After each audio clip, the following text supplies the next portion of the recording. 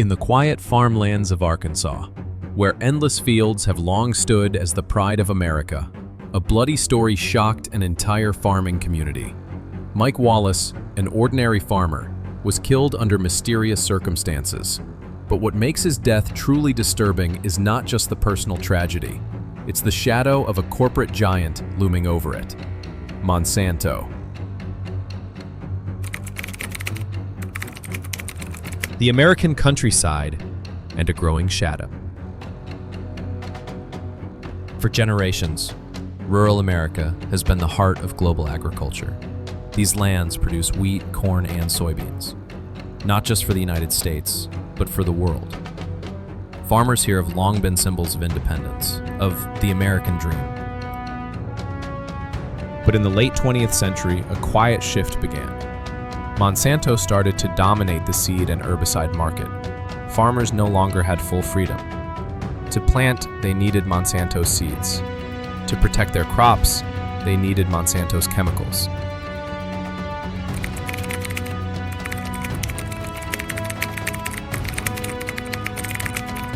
Mike Wallace, an ordinary farmer in an extraordinary conflict. Mike Wallace was not a billionaire, not a scientist, not a politician. He was just a farmer. But in the fields he tended, small choices, what seed to plant, what herbicide to use, became sparks in a larger battle. He resisted full dependence on Monsanto. He wanted to farm his way. But that put him at odds with neighbors who had embraced Monsanto's system. One day, tensions boiled over into violence. Mike Wallace was killed. His death cut deep into the heart of the farming community.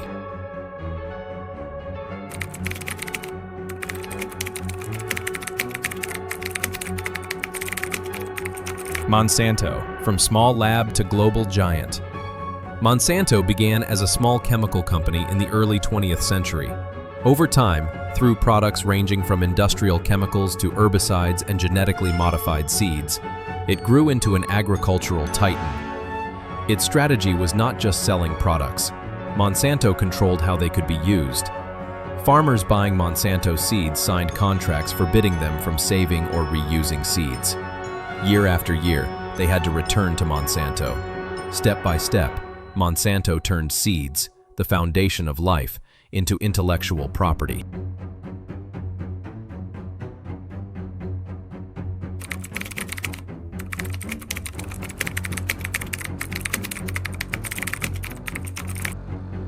Fear across farming communities. The problem escalated with Monsanto's release of powerful herbicides like Roundup and dicamba. These chemicals didn't just stay on one farm. They drifted, damaging neighboring fields. Those who refused Monsanto products often saw their crops destroyed. Those who complied became dependent. Communities, once bound together by trust, grew divided, suspicious.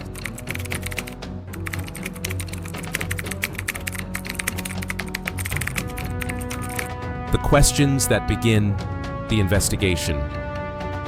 From one farmer's death came a flood of questions. How did Monsanto become so powerful? What impact have its chemicals had on health and the environment? Why, from the jungles of Vietnam with Agent Orange to courtrooms in America, does Monsanto's name always appear at the center of tragedy? This is not just the story of one man or one community. It is the story of humanity, of power, profit, and life itself.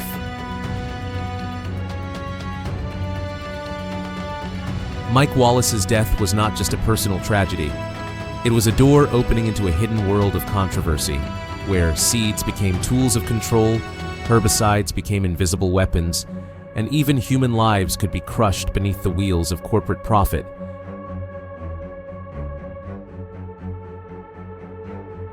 Seeds are the beginning of life, the core of farming, the foundation of food.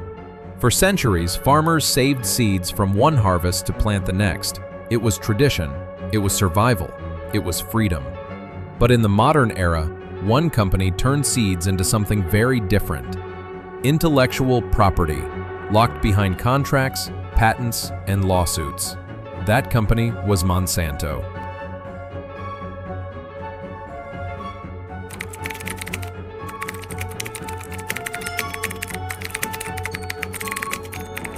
From sharing to ownership.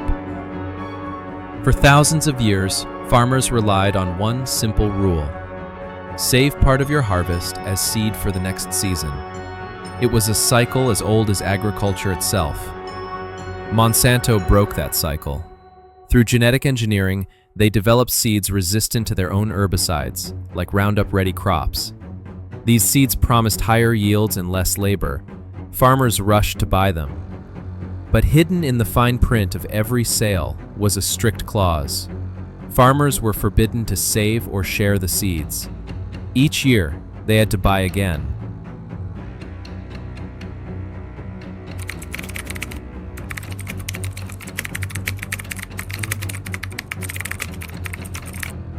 The 80% market grip. By the early 2000s, Monsanto controlled more than 80% of all seeds planted in the United States. Farmers had few alternatives. Competing seed companies were either bought by Monsanto or forced out of business. In effect, Monsanto didn't just sell seeds. They controlled the gateway to farming itself. To be a farmer in America increasingly meant you worked under Monsanto's rules.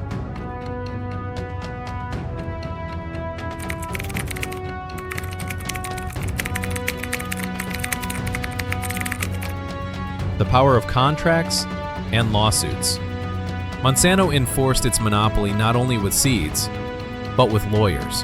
If a farmer was suspected of saving seeds, Monsanto could inspect their land, test their crops, and take them to court. Hundreds of farmers faced lawsuits. Many settled out of fear. The message was clear: resist, and you risk financial ruin.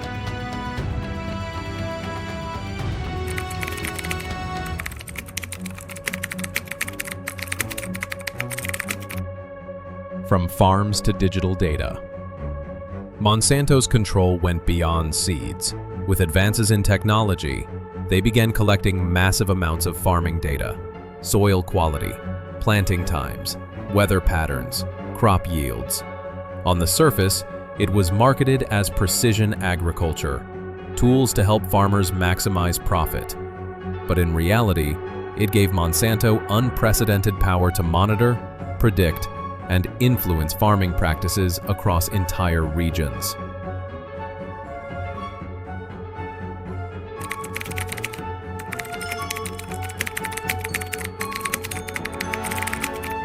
The loss of farmer autonomy. For many farmers, the worst part was not just the money, but the loss of freedom. Farming had always been about independence, deciding what to plant, how to grow, when to harvest. But under Monsanto's contracts, those choices narrowed. Seeds were no longer shared, but bought. Fields were no longer private, but subject to inspection. Farming became less about tradition and more about compliance. In the story of agriculture, seeds once symbolized continuity, heritage, and hope.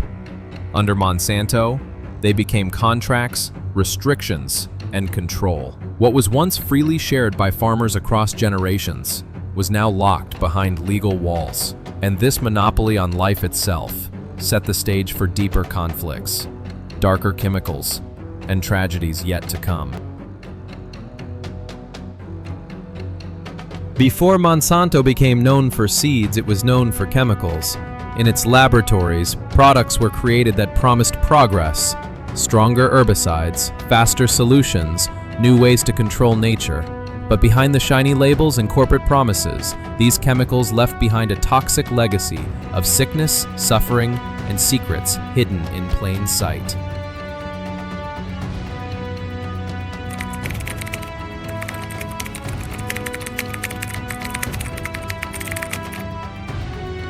The origin story: a vendetta against poison ivy. The tale begins with something surprisingly small: poison ivy. A chemist working for Monsanto suffered badly from its rash and vowed to find a way to destroy it. His personal vendetta became the seed for a wave of chemical research. Soon, Monsanto was testing compounds not just on poison ivy, but across all kinds of weeds. What began as a fight against one plant grew into an obsession with control. the dream of erasing unwanted vegetation with a single spray.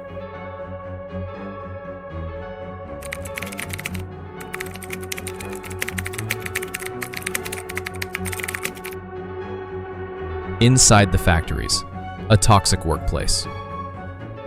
Workers at Monsanto's plants were among the first to bear the cost. Shortly after exposure to the new herbicides, they began to suffer. Headaches, nausea, dizziness. Then came severe skin lesions that blistered and burned. Doctors noticed something strange, a pungent chemical odor that seemed to seep from the workers' very skin.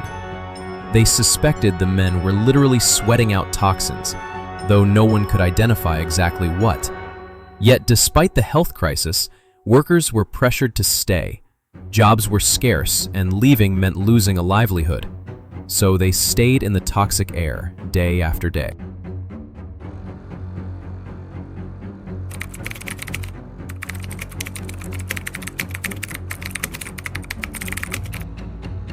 The silent suffering.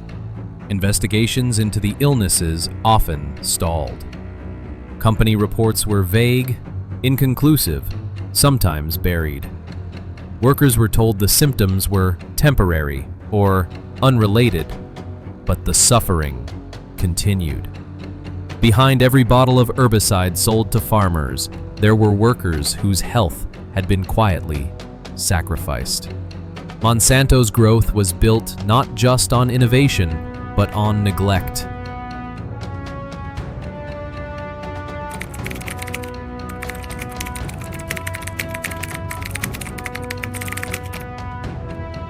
Chemicals beyond the factory walls. The experiments didn't stay inside the plant.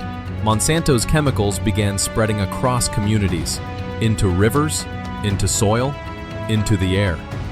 The same compounds that made workers sick began to appear in the lives of ordinary people living nearby. The line between progress and poison blurred. To some, Monsanto was a company delivering solutions to farmers. To others, it was a source of invisible danger creeping silently through their homes. The story of Monsanto's chemicals begins not with triumph, but with tragedy. What started as a chemist's attempt to fight a rash grew into a system that exposed thousands to toxins. Behind the promise of controlling nature lay a darker truth. Nature was fighting back, and people, workers, families, communities, were paying the price. In the 1960s, halfway across the world, a war was raging in Vietnam. The US military faced a choice: accept defeat in the dense jungles, or try to destroy the jungle itself. The weapon they chose was not bullets or bombs, but chemicals. And at the center of this weapon was Monsanto.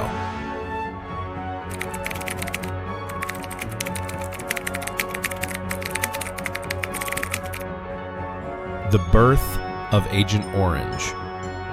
Agent Orange was a chemical cocktail, a mix of 2,4-D and 2,4,5-T.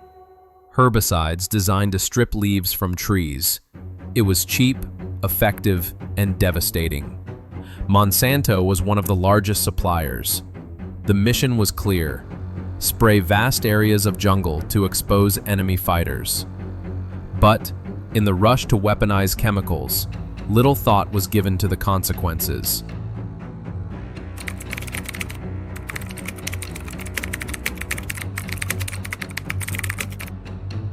The hidden danger of dioxin.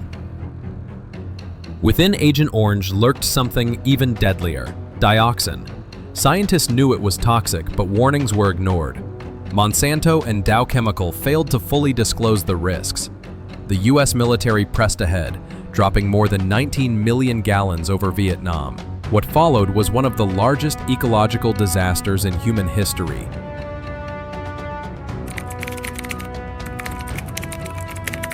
The human toll.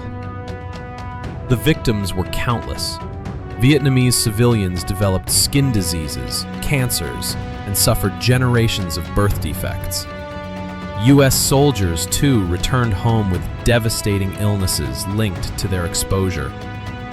Children were born with missing limbs, twisted spines, and severe disabilities.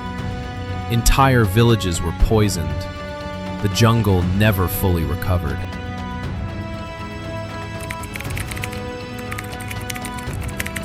The world reacts. By the early 1970s, public outrage grew.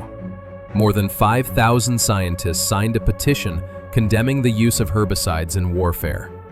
The U.S. eventually halted Operation Ranch Hand, but the damage had already been done. Lawsuits followed. Vietnamese victims demanded justice. U.S. veterans organized protests. Monsanto insisted it had only followed government orders, denying responsibility.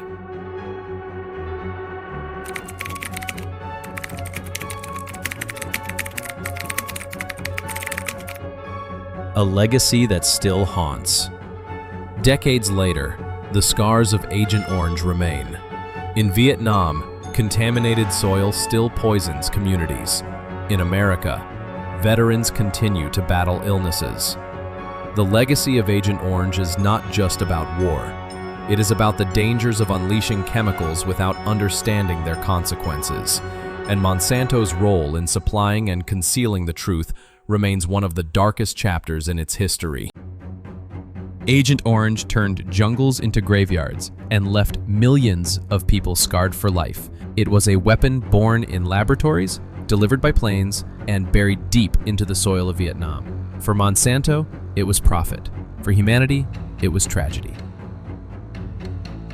In the 1970s, Monsanto introduced what it claimed was a revolutionary product.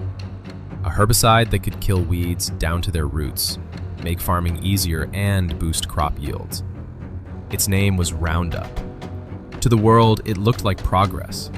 But beneath the marketing shine, Roundup carried risks that would spark decades of lawsuits, protests, and scientific debate.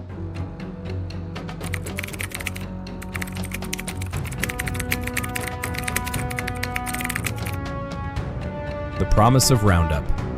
Roundup's active ingredient was glyphosate, a chemical designed to stop weeds from growing by targeting their roots.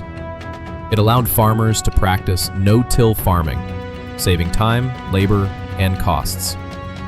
Monsanto marketed it as so safe you could use it around children and pets. By the late 1980s, Roundup had become one of the most widely used herbicides on Earth, and a financial goldmine for Monsanto.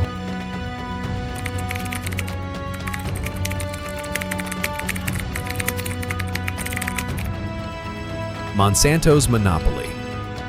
For decades, Monsanto controlled glyphosate patents, making billions. Even after the patent expired in 2000, Roundup remained the brand farmers trusted, partly due to Monsanto's aggressive marketing and dominance in the seed market. Roundup wasn't just a product. It was part of Monsanto's empire of control.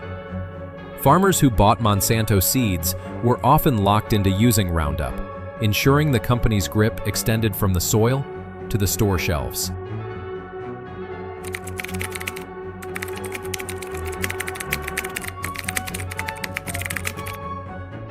The hidden concerns. But not everyone believed the safe and effective slogan.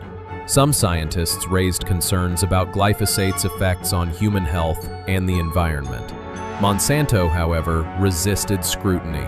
When regulators questioned glyphosate, the company pushed back. Studies highlighting potential risks were discredited, buried, or challenged by research funded by Monsanto itself.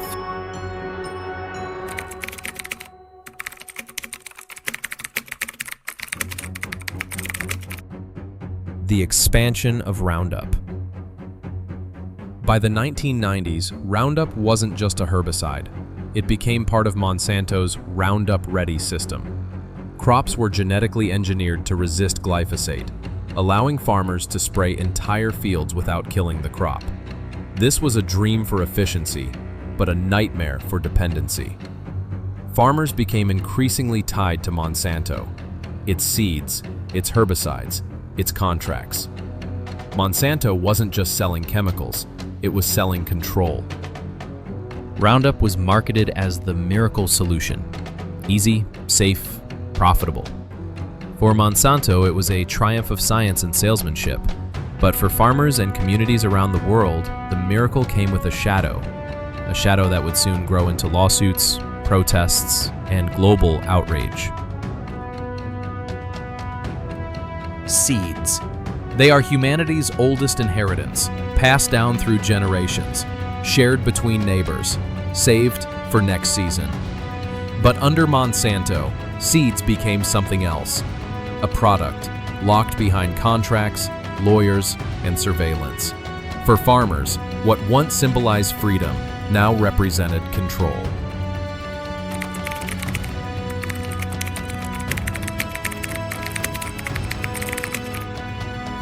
The rules of the seed. Farmers who purchased Monsanto's genetically modified seeds signed strict contracts. They were prohibited from saving or sharing seeds. Each year, they had to buy new ones directly from Monsanto. If a farmer broke the rules, even unknowingly, Monsanto's lawyers came knocking. The company claimed this was about protecting innovation. Farmers saw it as a corporate chokehold on agriculture.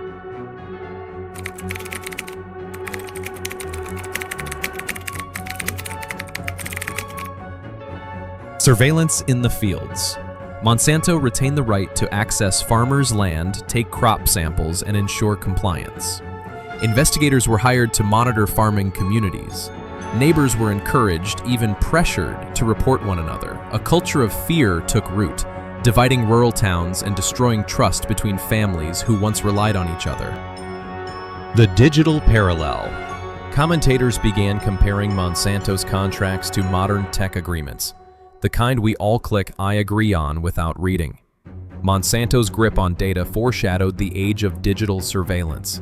Just as social media platforms harvest personal information, Monsanto harvested farmers' data, tracking every decision made in the fields.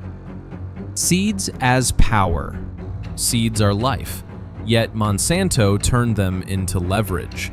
By controlling over 80% of U.S. corn and soybean seeds, the company became the gatekeeper of food production. For farmers, it meant less independence. For Monsanto, it meant power, unlike any agricultural company had ever known. What once grew freely in the soil now grew under contract. Monsanto had not only rewritten the rules of farming, it had rewritten the rules of nature itself. And for many farmers, the cost of breaking those rules was devastating.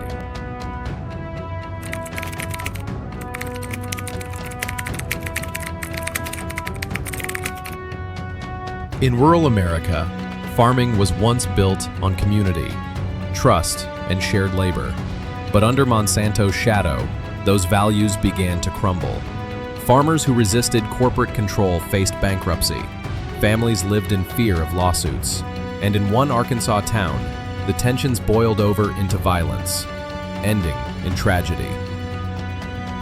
The legal noose. Monsanto had an army of lawyers. Farmers accused of saving seeds often found themselves dragged into court. Some cases ended in multi-million-dollar settlements.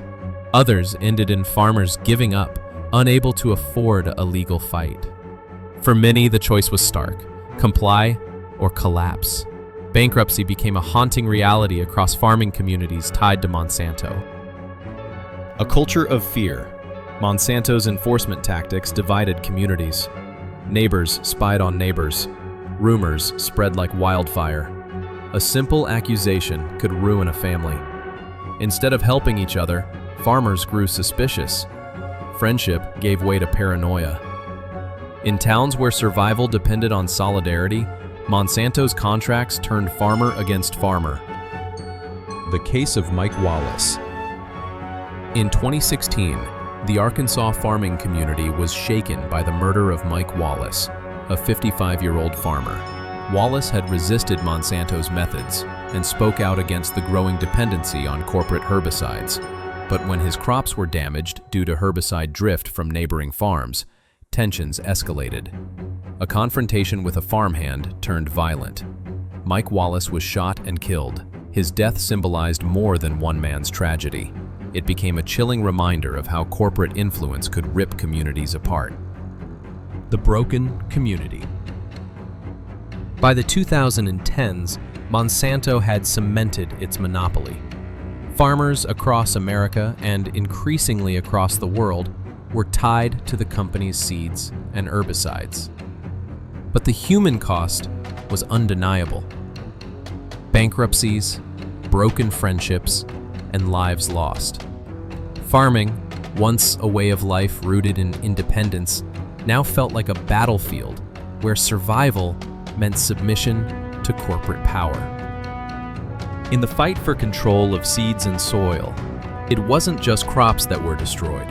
It was trust, livelihoods, and lives themselves. The tragedy of Mike Wallace was not an isolated event.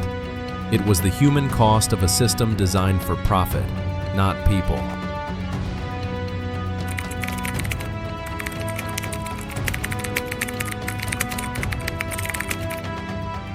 Science is supposed to protect the public, to reveal truth no matter how uncomfortable.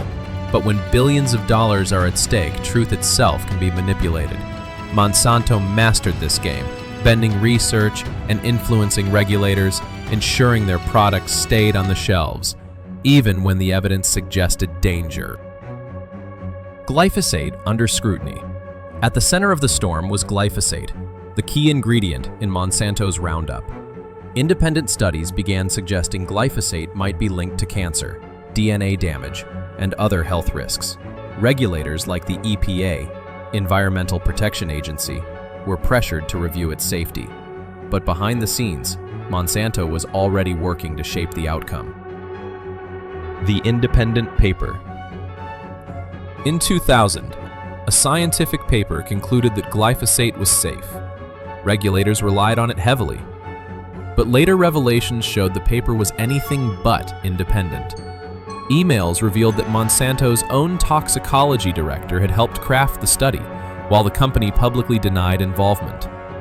What appeared to be objective science was, in fact, corporate influence disguised as research. Regulatory capture. The EPA faced immense pressure. Scientists inside the agency raised alarms, but their concerns were downplayed. Monsanto pushed hard to keep glyphosate classified as safe.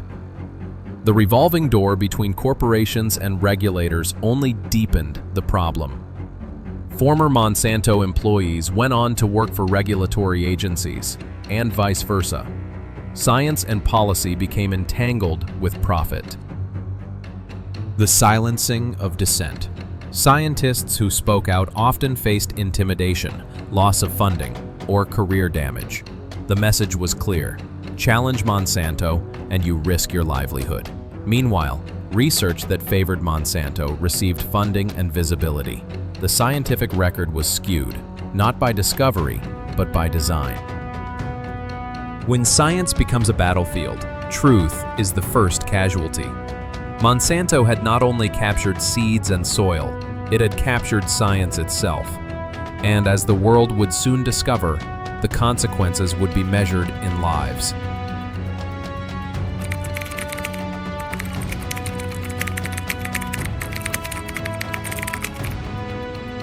For decades, Monsanto claimed Roundup was safe.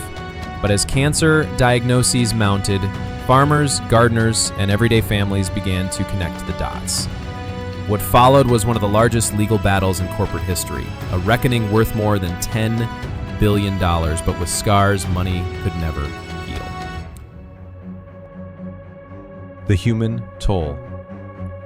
Among the first plaintiffs were farmers and groundskeepers who had used Roundup for years. Many developed non-Hodgkin's lymphoma, a cancer linked by independent studies to glyphosate exposure.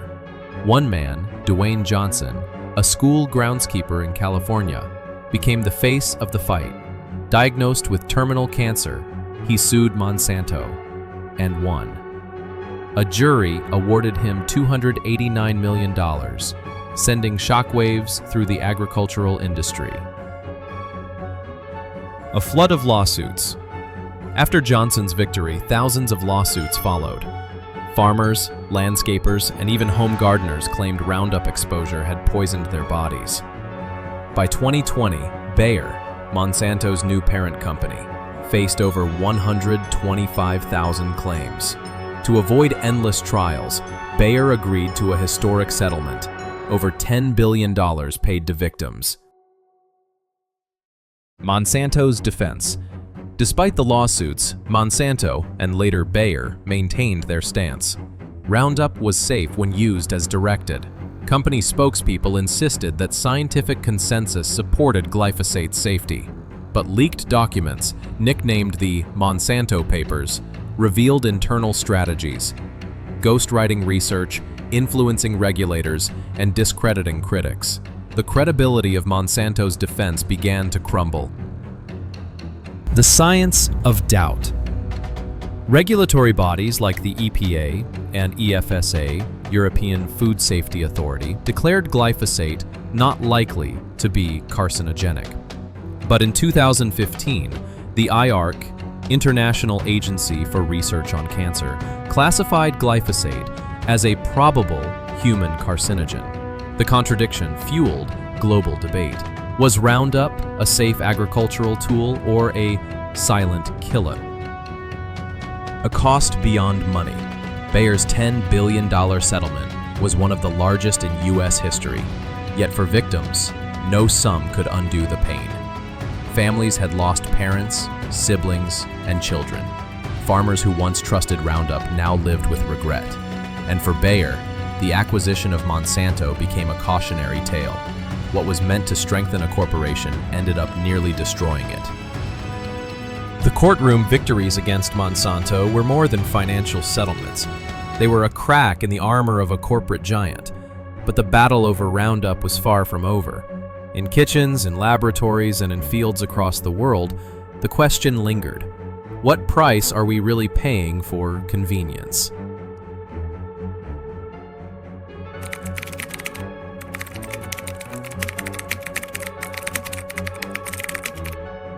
Glyphosate was never just about weeds. It seeped into our food, our water, and even our bodies. Beyond court battles and corporate spin lies the deeper story, how a single chemical reshaped the global food system and may be reshaping human health itself. Residues in our food. Roundup's widespread use meant glyphosate residues appeared in everyday food: bread, oats, cereals, soy, and corn. Testing revealed trace amounts even in baby formula and honey. Regulators argued that the levels were within safe limits, but critics asked, what happens after decades of exposure, even at low doses? The gut microbiome question. Emerging research suggested glyphosate might harm the gut microbiome, the community of bacteria vital to human digestion and immunity. Even at low doses, glyphosate could disrupt microbial balance, potentially leading to chronic health issues. Scientists warned that we were conducting a vast, uncontrolled experiment on human biology. Global regulatory divide. The world grew divided. The European Union debated banning glyphosate, but faced lobbying from industry and farming groups. Countries like Vietnam, Sri Lanka, and Mexico moved to restrict or phase out glyphosate. Meanwhile, in the United States, glyphosate remained the backbone of industrial farming. Feeding the world or poisoning it? Supporters argued glyphosate was essential to feed a growing population, making farming more efficient and reducing costs. But critics countered, what good is higher yield if it comes at the expense of long-term health and ecological balance? The very system meant to nourish humanity might instead be poisoning it. Searching for alternatives. Scientists, farmers, and activists began exploring alternatives: organic farming, regenerative agriculture, and bio-based herbicides. These methods promised healthier soil and safer food, but faced challenges of scale and cost. The future of farming seemed to hinge on a question: continue down the glyphosate path or invest in a new agricultural revolution. The story of glyphosate is not just about a chemical. It's about choices. Choices made in boardrooms, in governments, and on farms. Choices that shape the food on our plates, the health of our families, and the future of our planet.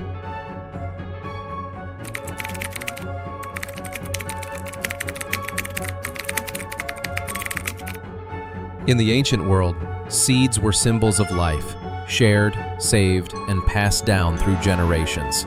But in the modern age, seeds became property, patented, policed, and monopolized by corporations like Monsanto. For many farmers, this wasn't progress.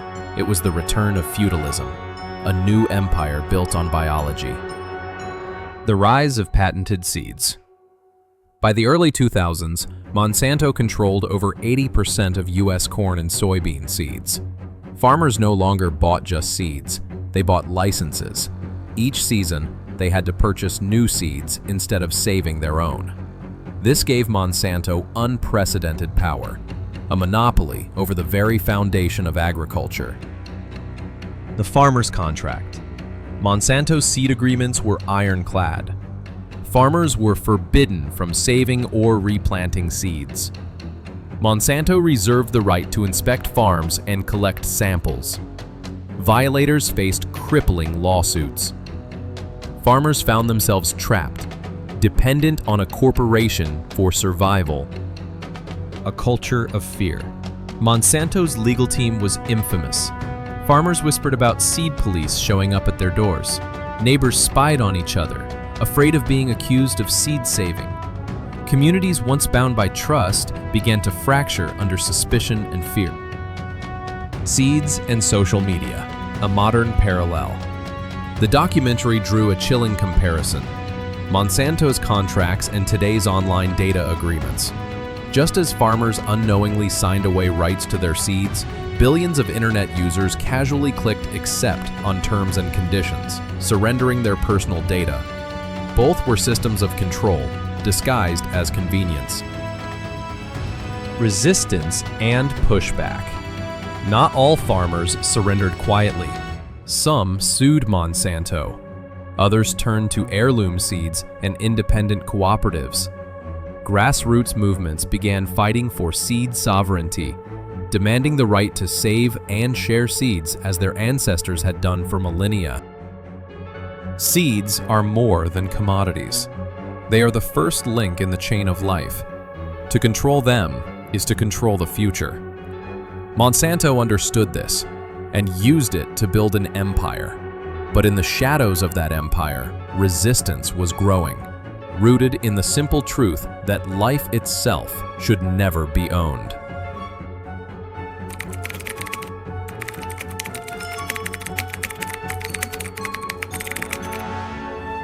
In the fields, Monsanto wielded power through seeds and herbicides.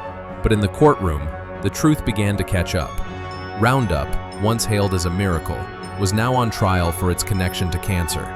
Farmers, gardeners, and families stood against a corporate giant, demanding justice. The first cracks. For decades, regulators insisted glyphosate was safe. But in 2015, the World Health Organization's International Agency for Research on Cancer, IARC, classified glyphosate as a probable carcinogen. This was a turning point. Suddenly, Roundup wasn't just a farming tool, it was a potential killer. The landmark case, Dwayne Johnson.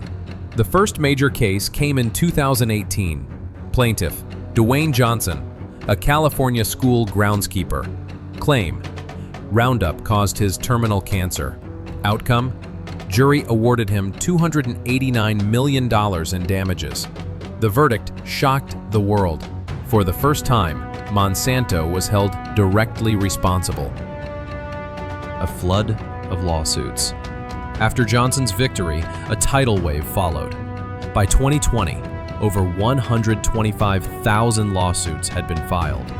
Farmers, landscapers, and home gardeners all claimed Roundup exposure gave them non-Hodgkin's lymphoma.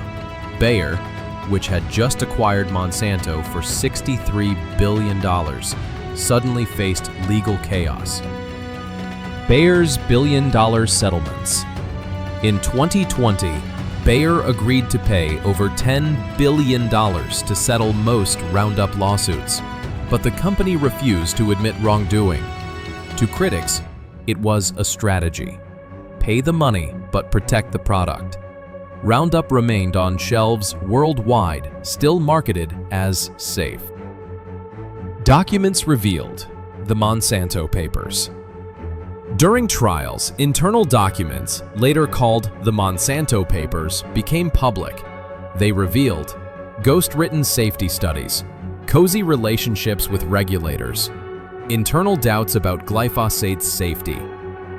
Monsanto had not only sold chemicals, but also sold trust and betrayed it. In the courtroom, the mask slipped. Behind the billions in revenue lay billions in damages, paid to victims who claimed their lives had been stolen by a herbicide sold as harmless. For Monsanto and Bayer, the battle was no longer just about crops. It was about survival.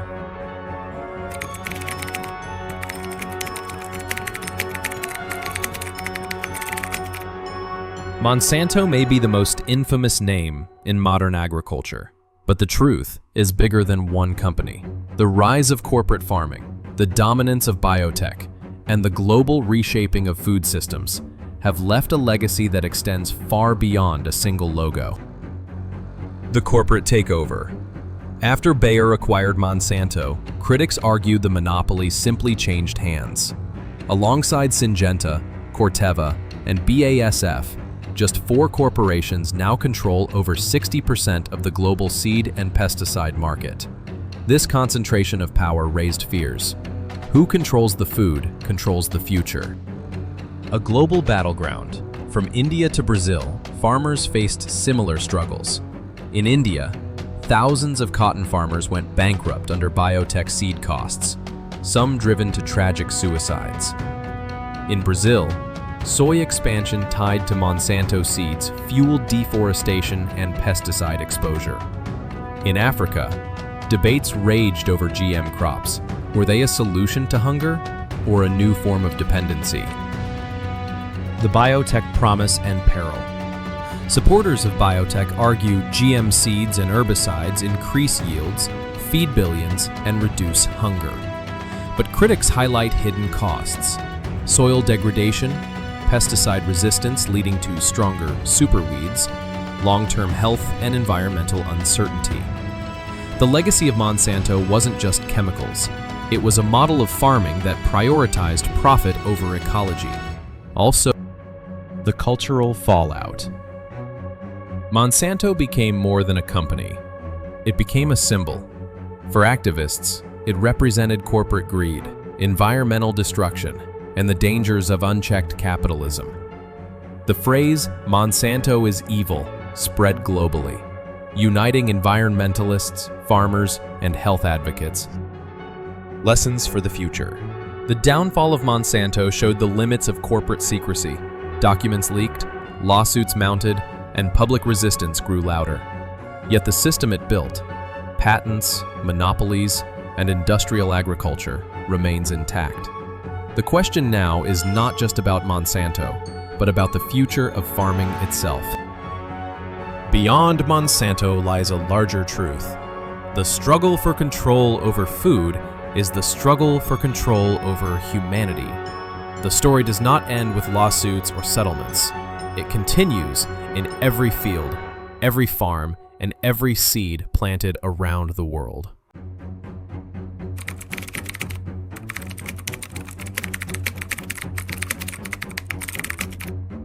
The story of Monsanto is not just about corporate greed or courtroom drama.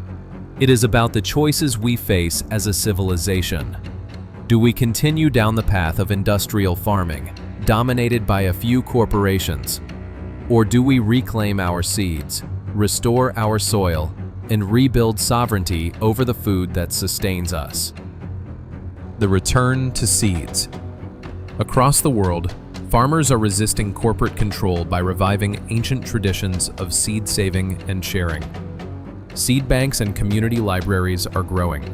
From India's Navdanya movement to local seed swaps in the US, heirloom varieties are being preserved, offering resilience against pests, climate change, and monoculture collapse. Regenerative agriculture. Instead of chemicals and monocultures, regenerative agriculture focuses on building soil health with cover crops and compost, restoring biodiversity through crop rotation and polyculture, drawing down carbon to fight climate change. This approach doesn't just feed people, it heals the planet. The role of technology. Technology is not the enemy. It depends on how it's used. Drones and sensors can help farmers reduce chemical use. Data sharing platforms can connect farmers directly with consumers, bypassing middlemen. CRISPR and open-source genetic tools may allow farmers to innovate without corporate patents. The challenge is ensuring technology serves communities, not monopolies. Food sovereignty. Movements worldwide are pushing for food sovereignty, the right of people to define their own food systems.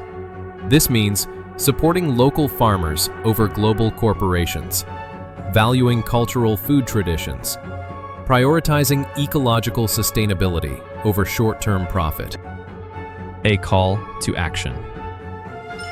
The legacy of Monsanto shows what happens when profit dominates agriculture. But it also reveals something else, the power of resistance. Every lawsuit, every protest, every saved seed proves that change is possible. The future of farming is not written by corporations. It will be written by us. Monsanto's story is a warning, but also an invitation to imagine a different kind of farming, rooted in respect for life, not domination of it, to reclaim the seeds, the soil, and the sovereignty that are our birthright, because the true battle for the future is not in the courtroom or the boardroom, it is in the fields.